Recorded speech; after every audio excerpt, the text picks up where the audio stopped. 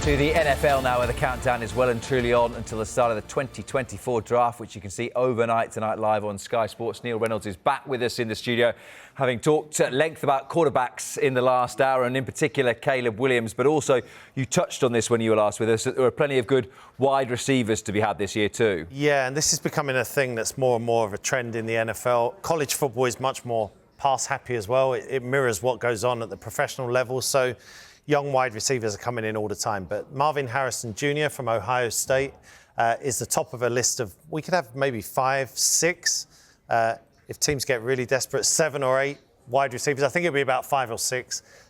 He's right at the very top. He's the son of a Hall of Famer of the same name, Marvin Harrison, who was with the Indianapolis Colts. And they're already talking about him being the kind of player where you'll build a statue outside the stadium. We talked about pressure. Yeah, exactly. Earlier. I was just about to say We talked about pressure and comparisons last time I was on. People are talking about him being a Hall of Famer. That means the best of the absolute best historically. Build a statue in his honour. The kid hasn't even played yet. But yeah, he's a polished prospect. He's ready to play from day one. And of course, he's got the family pedigree. Is there a position that you feel is easier to make the transition from college football into the NFL, that you just feels it's quicker to do so than maybe some others? So it used to be running back would be that one, because you give them the ball and it's quite an instinctive position. This is not a good draft for running backs. You probably won't see one until the second round. But as the college game has changed, I think wide receiver is one of those. Tonight we'll see a lot of edge rushers, the guys that get after the quarterback. In its purest form, you can put somebody down at the edge of the line and say, chase the quarterback. I mean, there's a lot more to it than that, but you can get that instant impact from a player like that. So I think every position has varying grades. Quarterback used to be that you would sit a quarterback for 3 years. Aaron Rodgers sat for 3 years for the Green Bay Packers, learned the systems and then played. Not anymore. They're all pretty much, regardless of position tonight, everyone who's taken in the first round will be expected to be on the field in September, contributing straight away. When I look through a lot of those predicted first-round picks, quarterbacks top of the list, we've been through that, wide receivers, but also offensive line players. Anyone in particular that catches your eye in that category? So there's a guy called Joe Alt, who's a tackle from, I think he'll go to the Tennessee Titans. He's from Notre Dame. We could see 10 offensive linemen taken in the first round tonight. This is not a brilliant draft for defensive players, and sometimes it ebbs and flows like that. But again, I go back to what I said last time I was on. If you can affect the quarterback, get after the quarterback, catch passes for the quarterback, protect the quarterback, you have huge value to your team. So I think Joe Alt is at the very top of the linemen, but there's again a lot of those that will go in the first round. Just to pick up on that point about defensive players then, and to go back to something we discussed last hour, is that because there's a dearth of really good defensive players, or just the priorities are elsewhere, or a bit of both? I think priorities, it's a good wide receiver. Every time you get desperation for quarterbacks, so there's probably 6 teams that need a quarterback, so that's 6 off the board. 6 wide receivers, that's 12 picks already. If you take those 10 offensive linemen, that's 22 out of 32 that could be on offense. And you haven't even added a tight end. Brock Bowers is going to go in the first round. So you really are going to be picking your spots to take a defensive player. And that happens some years where you just have a run on other positions. There are some good players on defence, but not as many as on offence. We spoke about some of the sort of hidden gems of years gone by in the last hour, whether it be Tom Brady, who was the 199th pick, whether it be Brock Purdy as Mr. Irrelevant. This is obviously a very difficult question, because if I'm saying to you who are the hidden gems, then they're not really hidden, are they? So no. Is there anyone who might go low, who you think actually there's a lot of potential with that player there? So I know we were going to talk about the international. They would be the first 2 for me. So Byron Matos from the Dominican Republic, who's just been through the International Player Pathway Programme. Travis Clayton from England, who's been through the same programme. They spent 10 weeks in Florida training for this moment. I think Byron could be somebody who really goes to that Jordan Mailata level. Jordan was an offensive tackle from Australia, who's now just on his 3rd NFL contract, just signed a deal for $68 million, an extension. So, yeah, day 3 is very interesting. It's rounds 4 to 7. We don't really know. It's almost a retrospective thing where you look back and say, because I probably watched Brock Purdy picked a couple of years ago, and I probably didn't even bat an eyelid. Now he's one of the best quarterbacks in the NFL, and certainly one of the best stories. So I think we'll learn more about those in the coming years. Like Puka Nacua last year was a 5th-round pick for the Rams, had the best historical season of a wide receiver in his first year in the NFL ever. So day 3 is really interesting, but I'm rooting for the international guys. Just on the point about the international pathway then, do you think that is becoming more and more relevant with every draft that comes up year by year? Yeah, because teams have the opportunity now, every team has the opportunity to carry an international player.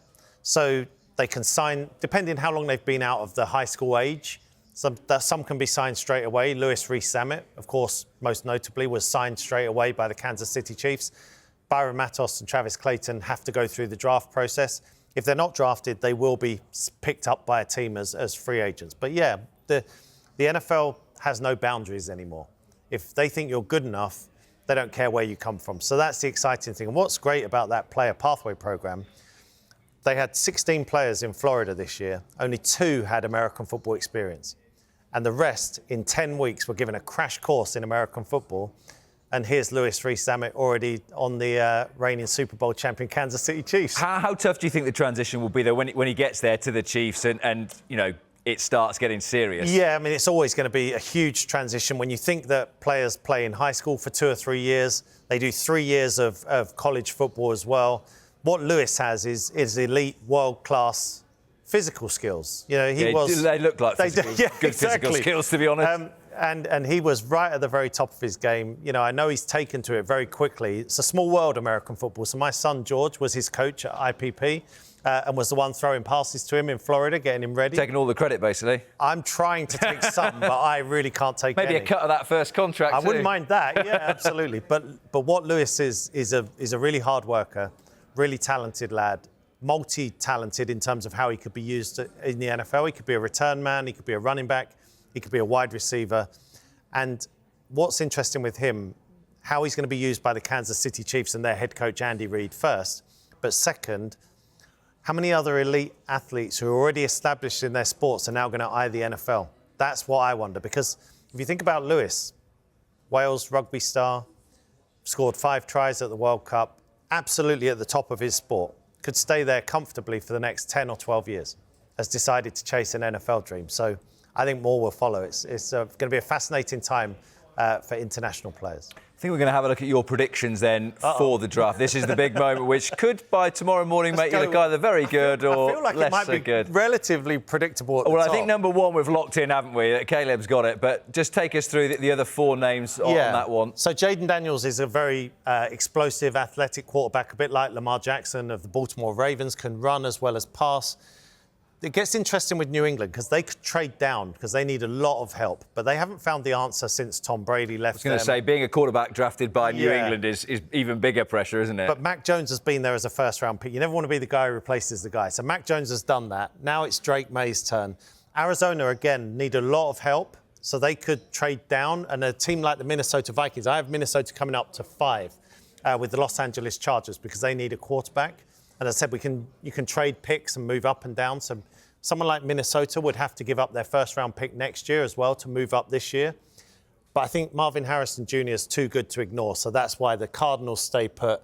And then, the run on quarterbacks is going to see, I think, 4 go in the first 5 picks. 4 go in the first 5 picks. What about 6 to 10 then? Who else has made your list? So then I think we're getting into some of the wide receivers. So I think Malik Neighbors will go to the New York Giants. That's a guy, I love the description of Malik Neighbors. So he's been described as an offensive defibrillator. So he's going to kickstart an offense. There's Joel, I talked about, only 1 defensive player in the top 10. Byron Murphy, it's really hard to get people that can rush the quarterback from the inside. So the Atlanta Falcons need a pass rusher. So it could be on the edge. I think they go Byron Murphy. The Bears could add Rome Odunze, who's described as one of the most polished and complete players in this draft. And then the New York Jets, they're all about Aaron Rodgers. He's probably got 2 years left in his NFL career. So give Aaron Rodgers as many weapons as you can. And Brock Bowers has been compared to George Kittle, the star of the San Francisco 49ers. So that's my 10. So pick a completely different 10 and you've got half a chance. Apart from Caleb Williams, that's fine. Once we get after that, it's like a house. Could be anything. When you pick this, if there's a trade at 2 or 3, your whole 10 will be like a house of cards and will just crumble. That's the beauty of the draft. We never know. Just 2 quick little bits then to finish. Firstly, this might be an easy answer given that the worst team was Carolina. Are they the team that needs the best draft I think it's the teams that need a quarterback. So Chicago need a quarterback. So all the ones that are going to take one, I think. So Chicago, Washington and New England, they're definitely going to get their quarterbacks. Minnesota are going to try and trade up to get one. So will the Las Vegas Raiders and the Denver Broncos. Look out for them. And a quick plug for the podcast tomorrow, right? Yeah, Inside the Huddle, myself, Jeff Reinbold, Phoebe Schechter, who's obviously with me all season long on Sky Sports. We'll be putting out our podcast reacting to round one. We're recording it at 10 in the morning, so a couple of hours after that. Good man. Thank you very much indeed, Neil. Not long to go then to see if Neil is right or spectacularly wrong that Caleb Williams goes first overall, but we think that one is pretty much locked in.